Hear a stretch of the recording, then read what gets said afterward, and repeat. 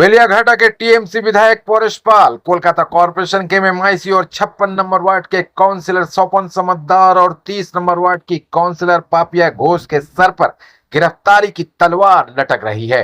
गिरफ्तारी से बचने के लिए आज टीएमसी के ये तीनों नेता अदालत में हाजिर नहीं हुए। आपको बता दें कि इन तीनों पर बीजेपी के एक वर्कर का मर्डर करने का न सिर्फ इल्जाम है, बल्कि चार्जशीट में भी तीनों का नाम शामिल है। आपको यह भी बता दें कि 2 मई 2021 को बंगाल असेंबली इलेक्शन का रिजल्ट अनाउंस किया गया था। टीएमसी की जीत का ऐलान होते ही लोगों की एक भीड़ ने नारकेलडांगा में बीजेपी वर्कर अभिजीत सरकार के घर पर हमला कर दिया था। भीड़ उसे घर से खींचकर बाहर ले गई थी और पीट पीट कर उसकी जान ले ली थी।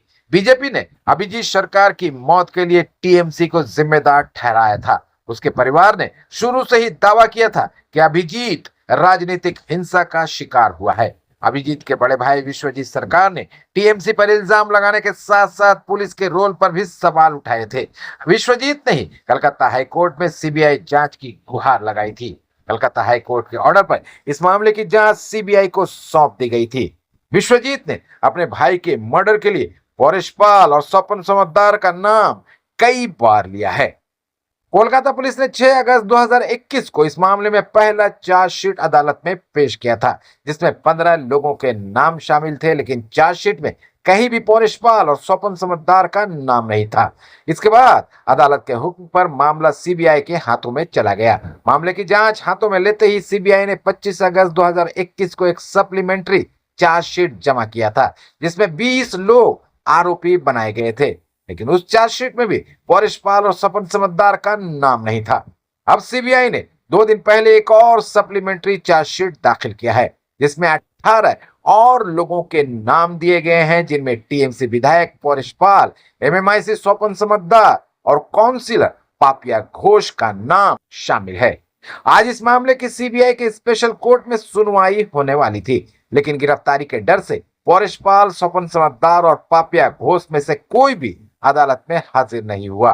तीनों को ही अदालत में हाजिर होने का नोटिस दिया गया था, लेकिन चूंकि तीनों पर धारा 302 समेत कई धाराएं लगाई गई हैं, जिसके चलते अदालत में पहुंचने पर उनकी गिरफ्तारी का डर था, इसलिए टीएमसी के ये तीनों नेता गायब हो गए। सूत्रों के मुताबिक टीएमसी के तीनों नेताओं के अदालत में हाजिर नहीं होने से जज साहब भड़क गए हैं। उन्होंने उन्हें आखिरी मौका देते हुए एक आखिरी नोटिस भेजने का ऑर्डर दिया है।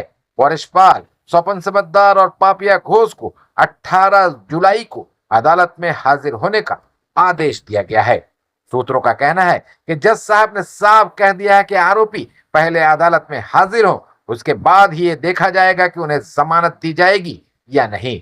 सूत्रों के मुताबिक बीजेपी वर्कर अभिजीत सरकार मर्डर केस के चार्जशीट में नाम शामिल होने से टीएमसी के तीनों नेता बेहद टेंशन में हैं। परेश पाल का कहीं पता नहीं चल रहा है। उनके करीबी लोगों का कहना है कि वो बीमार हैं। यही हाल एमआईसी और 56 नंबर वार्ड के काउंसिलर स्वपन समद्दार का है। वो भी बेहद घबराए हुए हैं। चार्जशीट में नाम शामिल किए जाने को वो बीजेपी की साजिश बता तो रहे हैं, लेकिन इसके साथ ही जेल जाने से बचने के उपाय भी ढूंढ रहे हैं।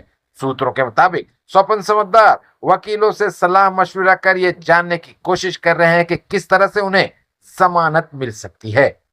এটা বোঝাই যাচ্ছে এটা পুরো রাজনৈতিকভাবে অভিসন্ধিমূলক ব্যবস্থা, এটা প্রতিহিংসা হচ্ছে। এই রাজনৈতিক অভিসন্ধি বিজেপি আগাগোড়াই করে আসছে। আর এটা দেখে আবার আরেকটা জিনিস বেশি মনে পড়ে যাচ্ছে যে ইলেকশন বা ভোট বোধহয় খুব সামনেই চলে এসেছে।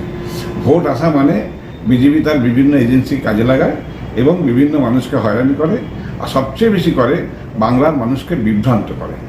এটা তার একটা প্রকৃত নিদর্শন বলে আমার মনে হয়।